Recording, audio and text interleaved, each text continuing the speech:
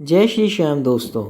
आज हम आपको बताने जा रहे हैं श्री राम भक्त हनुमान जी के जीवन से जुड़ी कुछ ऐसी अद्भुत और रोचक घटनाएं जो कि शायद ही आपने पहले कभी सुनी या पढ़ी हो। इससे पहले हमारा आपसे अनुरोध है कि आप ये वीडियो अंत तक ज़रूर देखें। वीडियो के बीच में पूछे गए हमारे सवालों के जवाब कमेंट में ज़रूर दें और साथ ही यदि ये वीडियो पसंद आए तो इसे ज़्यादा से ज़्यादा शेयर करें, लाइक करें। साथ ही आने वाले वीडियोस के नोटिफिकेशंस के लिए हमारा चैनल ज़रूर सब्सक्राइब कर लें। क्या आप जानते हैं कि शनिदेव हर मनुष्य के जीवन में कम से कम एक बार 7.5 वर्ष के लिए ज़रूर आते हैं, जिसे हम शनिदेव की 7.5 भी कहते हैं। और ऐसा ही कुछ हनुमान जी के साथ भी हुआ। लंका पर चढ़ाई करने के लिए जब हनुमान जी वानर सेना के साथ समुद्र पर राम सेतु बनाने के कार्य में जुटे थे, तब शनिदेव जी का हनुमान जी के जीवन में आगमन हुआ।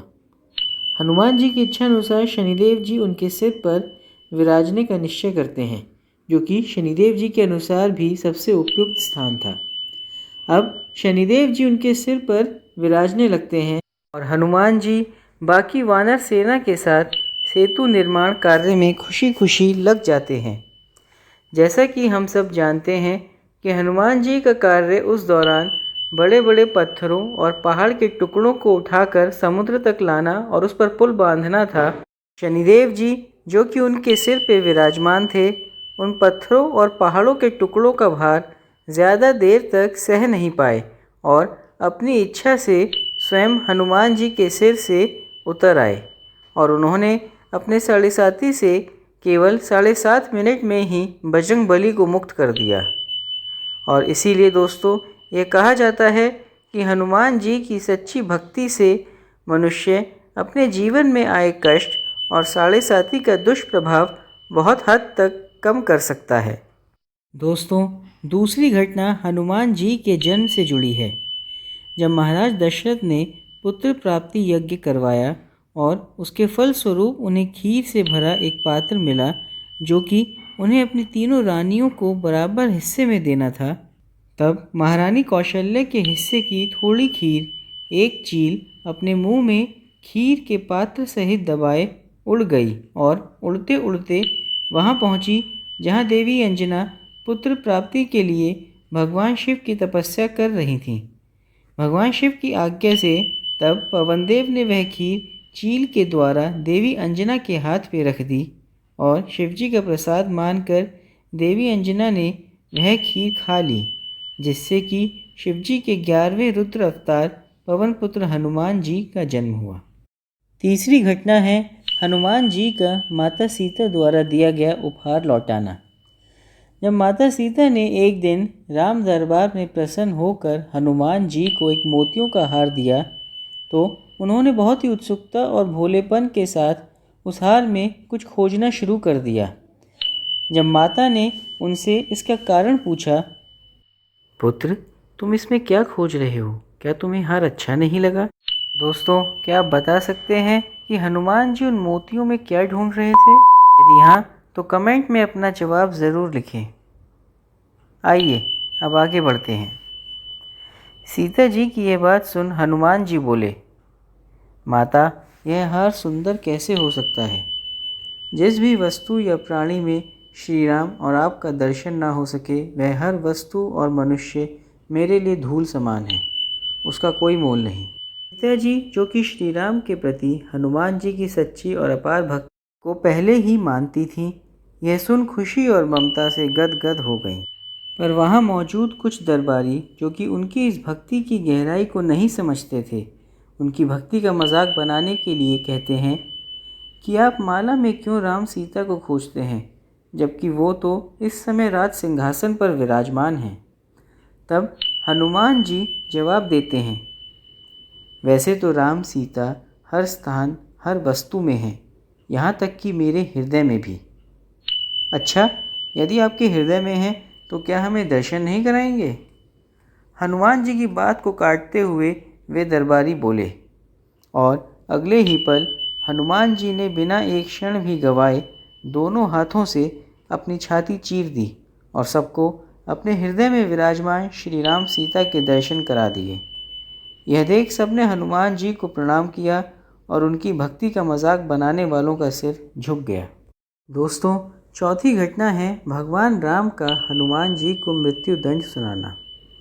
एक बार भगवान श्री राम के राज्याभिषेक के बाद की बात है।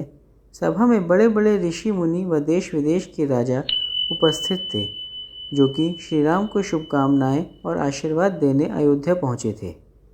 तब नारद मुनि के आग्रह पर हनुमान जी ने वहां उपस्थित सभी ऋषि मुनियों को प्रणाम किया व उनसे आशीर्वाद लिया, केवल महर्षि विश्वामित्र को छोड़कर, क्योंकि वे पूर्व में एक राजा हुआ करते थे और क्षत्रिय थे। विश्वामित्र एक ब्रह्म ऋषि थे और हनुमान जी का उन्हें प्रणाम ना करना जरा भी बुरा न लगा। पर नारद जी ने स्थिति को गंभीर बनाने के लिए अब विश्वामित्र जी को हनुमान जी के विरुद्ध भड़काना शुरू किया, जिससे कि वो इतना अधिक क्रोधित हुए कि राम जी ने उनके कहने पर हनुमान जी को मृत्यु दंड सुना दिया।